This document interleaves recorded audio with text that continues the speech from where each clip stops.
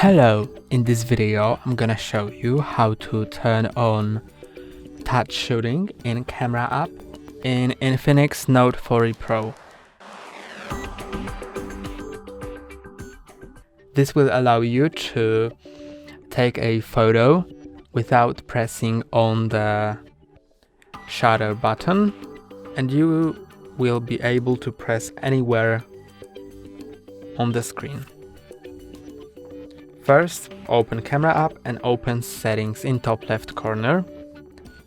Then, press on Shooting Methods, and you can enable touch shooting.